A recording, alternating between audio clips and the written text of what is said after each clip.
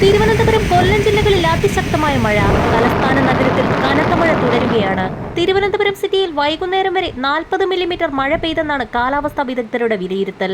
നഗരത്തിലെ താഴ്ന്ന പ്രദേശങ്ങളിൽ വെള്ളക്കെട്ട് രൂപപ്പെട്ടു. ഉള്ളൂരിൽ റോഡിലേക്ക് വെള്ളം കയറിയത് ഗതാഗതക്കുരുക്കുണ്ടാക്കി.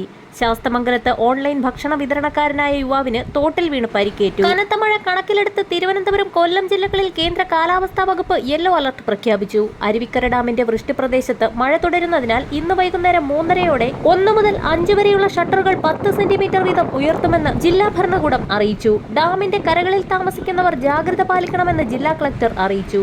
വരും മണിക്കൂറുകളിലും തെക്കൻ ജില്ലകളിൽ ഇടിമിന്നലോട് കൂടിയ ശക്തമായ മഴയ്ക്ക് സാധ്യത. തിരുവനന്തപുരം, കൊല്ലം, പത്തനംതിട്ട, കോട്ടയം, ആലപ്പുഴ, ഇടുക്കി, എറണാകുളം ജില്ലകളിൽ ഒറ്റപ്പെട്ട പ്രദേശങ്ങളിൽ ശക്തമായ മഴയ്ക്കും ചില പ്രദേശങ്ങളിൽ നേരിയ മഴയ്ക്കും സാധ്യത. തെക്കൻ ജില്ലകളിൽ ഉച്ചയ്ക്ക് ശേഷം അന്തരീക്ഷം മേഘാവൃതമായിരുന്നു. മഴയ്ക്കൊപ്പം മണിക്കൂറിൽ 45 മുതൽ 50 കിലോമീറ്റർ വരെ വേഗതയിൽ വീശിയടിച്ചേക്കാവുന്ന ശക്തമായ കാറ്റിനും ഇടിമിന്നലിനും സാധ്യതയുള്ളതിനാൽ പൊതുജനങ്ങൾ ജാഗ്രത പാലിക്കണമെന്ന് ദേശീയ ദുരന്ത നിവാരണ അതോറിറ്റി മുന്നറിയിപ്പ് നൽകി. മാർച്ച് 1 മുതൽ 10 വരെ സംസ്ഥാനത്തുടനീളം എല്ലാ ജില്ലകളിലും വേനൽ മഴയെത്തുമെന്ന് നേരത്തെ തന്നെ കേന്ദ്ര കാലാവസ്ഥാ വകുപ്പ് മുന്നറിയിപ്പ് നൽകിയിരുന്നു.